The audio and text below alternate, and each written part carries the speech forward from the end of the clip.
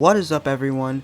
Welcome to another Pokemon Sword and Shield Crown Tundra guide video. In today's video, I'm going to be showing you how to catch the 3 Galarian legendary birds, Articuno, Zapdos, and Moltres. Before we start today's video, please subscribe down below. It really helps out the channel. You guys have been showing a ton of support for the videos lately, and it really does help out. But now, without further ado, let's start.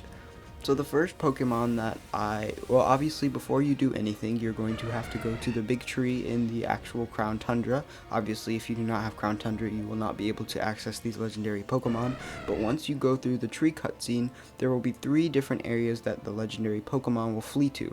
Zapdos will flee to the wild area in the normal game, Moltres will flee to the Isle of Armor, and Articuno will be roaming in the Crown Tundra. And all of these 3 Pokemon are going to be roaming legendaries, which means you're going to have to encounter them. The first Pokemon that we're going to go to the wild area. So I recommend flying to the very beginning of the wild area, and once you bike out, you will clearly see Zapdos. Zapdos will also see you and will start to run very fast, almost like a Roadrunner, which is what he's based off of.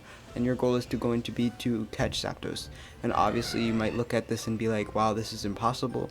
I recommend trying to cut him off. So as you can see here, I'm biking around and Zapdos isn't, I'm not really getting closer to Zapdos, but I'm getting to a position where you can actually cut him off, and we will eventually catch him in these trees up here, right past the giant ghost tower. Once you actually encounter him, once you actually get to the trees and you get a position where you can cut him off, you can actually encounter him and fight him. Luckily, there is no danger of them fleeing, like in other games with the roaming legendaries, so you don't need a Pokemon with Mean Look or Arena Trap. You can go ahead and just start catching the Pokemon regularly. I recommend buying a lot of Ultra Balls because their catch rates are still pretty high. The next Pokemon that we're going to look at is Moltres, and Moltres is in the Isle of Armor. Now, the trick that we're going to be using for these next 2 Pokemon is going to be resetting the spawn, and you can do this by flying to a fly spot using your town map. And the spot I recommend is either the train station at the Isle of Armor or the dojo at the Isle of Armor, because if you go to this, you can see Moltres flying in the sky right now, but if you go to this one patch right here, it is a spot that Moltres crosses, and when Moltres crosses over you, you can just press down on the D-pad to whistle or to use your bell on your bike, and Moltres, well, you don't have to do anything for this one actually. Moltres will come down and just encounter you on its own. As long as you do the whistle and you're standing in the correct spot, Moltres will just encounter you, and then you will go on to do the normal catching procedures. The last Pokemon, and this is definitely the hardest of all of them, and the one I had the most trouble with, is definitely Articuno.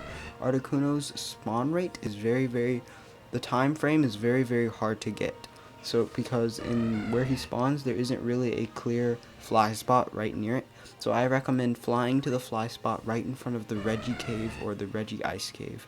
And once you fly to this, you're going to use your bike, and you are going to bike as fast as you can to this specific patch of ice land that is behind the rock at the very tip of the mountain, because that is where Articuno will spawn. And if you get there fast enough without encountering any Pokemon or having any real mistakes, if you get there fast enough, you'll be able to use your bike whistle or your bike bell and to stop Articuno where you are right here.